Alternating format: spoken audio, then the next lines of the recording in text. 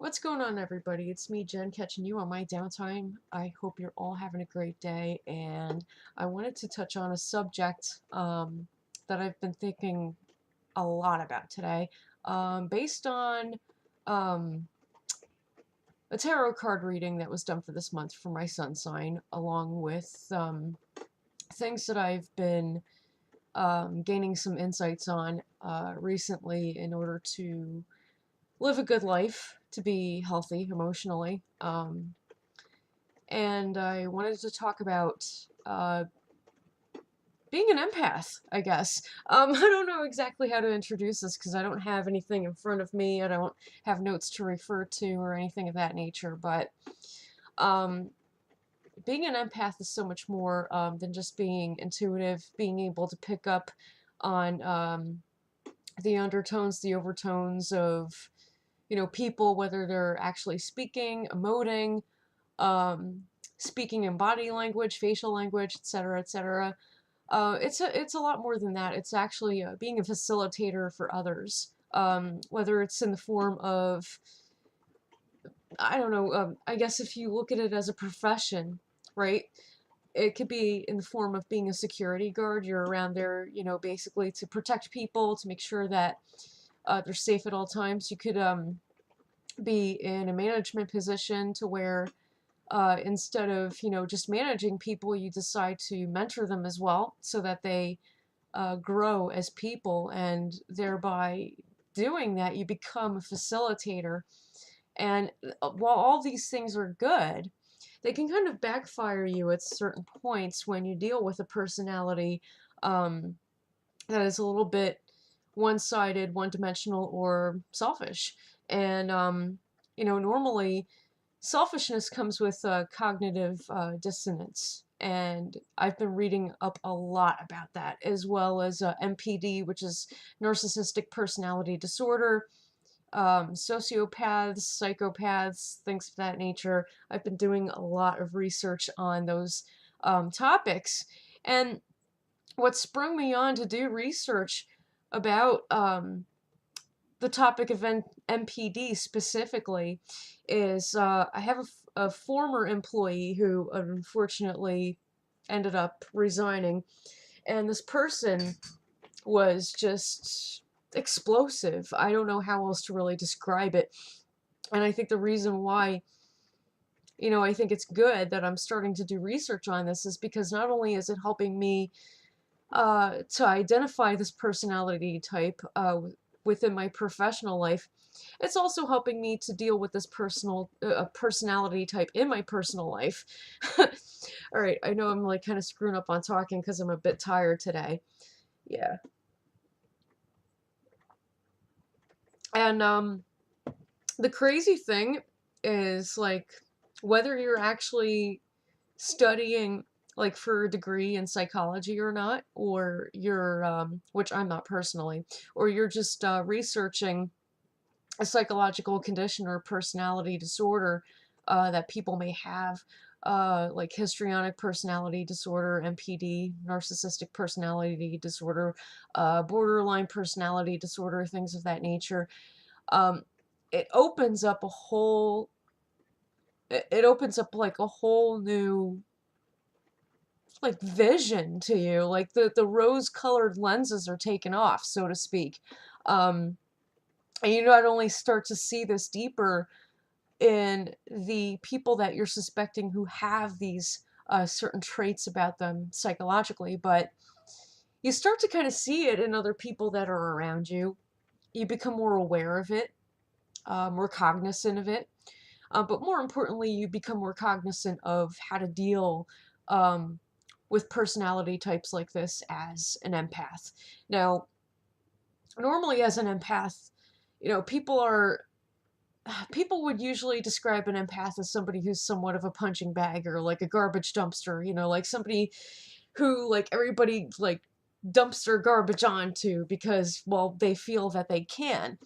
And the reason why they feel that they can is because the empath kind of, through being a facilitator and helping others constantly, that's like always where like their mindset is. if their mindset is constantly in that mode, unwittingly and unwillingly, they open themselves up to becoming facilitators of narcissistic abuse or abuse from other people who have personality disorders and may or may not realize it. And the reason why I brought up cognitive, I can't talk, I'm so tired, cognitive dissonance earlier is because as empaths, we have to realize what the difference is between cognitive dissonance and healthy emotional distancing. And the reason why healthy emotional distancing is something that we need to learn is because we need to avoid becoming codependents.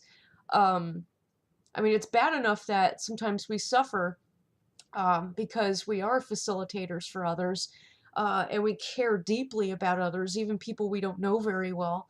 We want to see them do well with life. Um, and the bad side of that tends to be that people kind of dump on us, and without us realizing that we kind of allow them to do so. Um, we have to understand that there is a huge difference between being a facilitator and somebody who's codependent. If you're codependent on somebody who has a personality disorder, naturally you go from facilitator to failure. Essentially, you just become that, quote unquote dumpster where people kind of dump their garbage all over you because they believe that they can. And the reason why people believe that they can is because you have not set up boundaries. And you've not set up boundaries because you don't understand what healthy emotional distancing is.